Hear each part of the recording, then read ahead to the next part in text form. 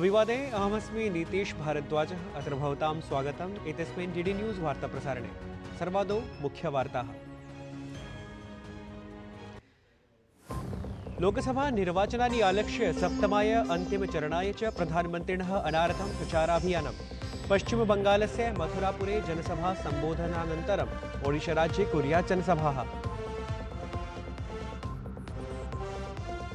लोकसभा निर्वाचनानां प्रचाराभियाने भाजपादलस्य मुख्यप्रचारकः अमित शाहः उत्तरप्रदेशे अथ च जेपी नड्डा झारखण्डे पश्चिमबङ्गाले च कुर्यात् प्रचारम्। नितिन गडकरी हिमाचले कुर्यात् जनसभा।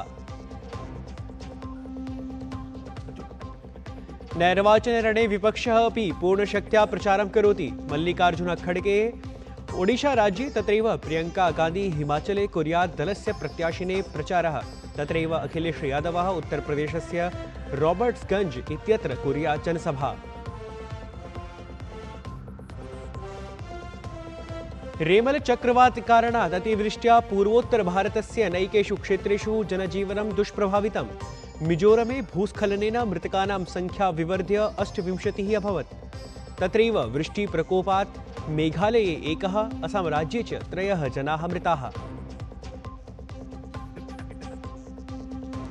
उत्तरभारते भीषणोष्ण्यं। राजस्थानस्य चुरू अथ च हरियाणा राज्ये सिरसा इत्यत्र तापमानं 50 डिग्री सेल्सियस् परिमितम् अधिकम् अभवत्। ऋतुविज्ञानविभागानुसारं दिल्ल्यां भीषणोष्णता कारणात् रक्तसञ्चेतना ख्यापिता। भारतीयः पर्वतारोही सत्यदीपः गुप्ता समाचरयत् इतिहासम्। एकस्मिन् ऋतुसत्रे एव माउंट एवरेस्ट अथ च माउंट होल्से इत्यनयोः शिखरयोः आद्यारोही अभवत्।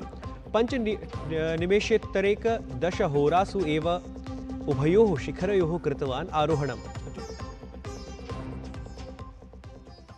अथ वार्ताः विस्तृतीकृताः।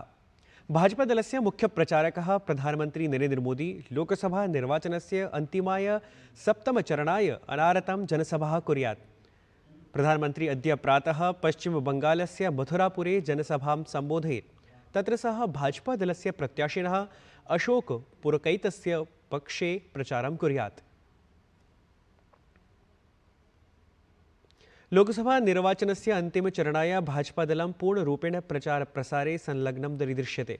भाजपादलस्य वरिष्ठः नेता गृहमन्त्री अमित शाह उत्तरप्रदेशे सततरूपेण 5 जनसभाः सम्बोधयिष्यति। अमित शाह महाराजगंज, देवरिया, बलिया, रॉबर्ट्सगंज, गाजीपुर लोकसभाक्षेत्रे च जनसभाः समाचरयेत्। तत्रैव भाजपादलस्य राष्ट्रीय अध्यक्षः जेपी नड्डा झारखण्डे देवघर जनपदस्य सारठा क्षेत्रे जनसभां सम्बोधयेत्। भाजपादलस्य प्रमुखः नेता उत्तरप्रदेशस्य मुख्यमंत्री योगी आदित्यनाथः गोरखपुर क्षेत्रे अथ केन्द्रीयः मन्त्री नितिन गडकरी हिमाचलप्रदेशस्य कुल्लू क्षेत्रे नैर्वाचनिकीं जनसभां सम्बोधयेत्।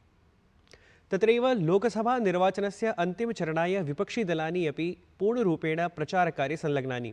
एतत्क्रमे ओडिशायां कांग्रेसदलाध्यक्षः मल्लिकार्जुन खड़गे, हिमाचलप्रदेशे कांग्रेसदलीया महासचिवपदासीना प्रियंका गांधी, समाजवादीदलस्य प्रमुखः अखिलेश यादवः रॉबर्ट्सगंज क्षेत्रे जनसभाः सम्बोधयेत्।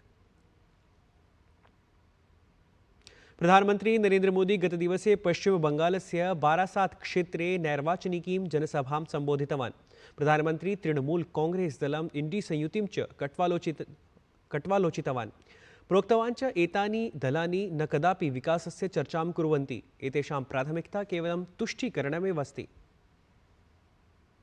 टीएमसी और इंडी गठबंधन को आपके विकास से कोई मतलब नहीं है। इनकी सबसे बड़ी प्राथमिकता है अपने वोट बैंक का तुष्टीकरण। टीएमसी ने लाखों ओबीसी नौजवानों का जो हक मिला था उनको संविधान ने दिया था, बाबा साहब आंबेडकर ने दिया था, देश की पार्लियामेंट ने दिया था, वो ओबीसी का जो हक था, रातों रात ये वोट जिहाद वालों को मदद करने के लिए इन्होंने लूट लिया है। झारखण्डस्य दुमका-स्थले प्रधानमन्त्री नरेन्द्रमोदी नैर्वाचनपरां जनसभां सम्बोधितवान्। तेन उक्तं यत् विपक्षस्य इण्डी-संयुतेः उद्देश्यं केवलं भ्रष्टाचारपरमेव वर्तते। प्रधानमन्त्री आशां प्रकटितवान् यत् जून मासे 4 दिनाङ्कात् पश्चात् यदा पुनः एनडीए-संयुतेः प्रशासनं भविता तदा भ्रष्टाचारिणः विरुध्य कार्याचरणम् अतीव द्रुतगत्या भविष्यति। केन्द्रीय गृहमन्त्री अमित शाह ओडिशायाः जाजपुरे जनसभां सम्बोधयन् बीजेडी शासनम् आक्षिप्तवान्। तेन ओडिशायाः मुख्यमन्त्रिणं नवीन पटनायकं विरुध्य रत्नभण्डारकोषमाश्रित्य प्रश्नः उत्थापितः। अमित शाह प्रोक्तवान् यत् ओडिशायाः जनाः ज्ञातुमिच्छन्ति यत् रत्नभण्डारस्य सम्पूर्णं धनं कुत्र गतं। तस्मिन् विषये जनाः ज्ञातुमिच्छन्ति। नवीन बाबू तक आवाज जानी चाहिए। रत्न भंडार की जांच रिपोर्ट जारी होनी चाहिए या नहीं होनी चाहिए।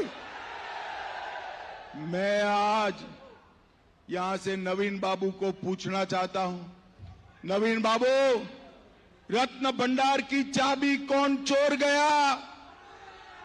नवीन बाबू, ओडिया जनता को बताइए, रत्न भंडार की डुप्लीकेट चाबी आपने बनाई है या नहीं बनाई है?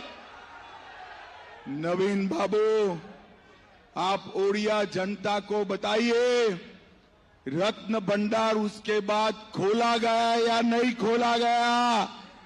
और नवीन बाबू, रत्न भंडार में से जो माल निकला वो कहां गया, इसका हिसाब क्या है? केन्द्रीय मन्त्री अनुराग सिंह ठाकुरः कांग्रेस दलीयां नेत्रीं प्रियंका गान्धीं इत्येतां कट्वालोचयन् पृष्टवान् यत् महिलाः विरुध्य केवलं वार्ताकरणेन न किमपि भविष्यति। यतोहि प्रियंका गान्धी कदापि कांग्रेस संयुति शासनेषु राज्येषु महिलाः विरुध्य अत्याचारे न स्थिरा दृष्टा। देना बहुत आसान था, लेकिन न कभी लड़ी न कभी लड़कियों के लिए खड़ी हुई। ये तो महिलाओं के साथ अत्याचार, अपराध और उनकी हत्या भी हुई, तभी प्रियंका गांधी नजर नहीं। नेहा कांग्रेस के काउंसलर की बेटी थी, निकाह करने के लिए, जबरन निकाह करने के लिए उन्होंने मना किया, गला रेतकर हत्या कर दी गई।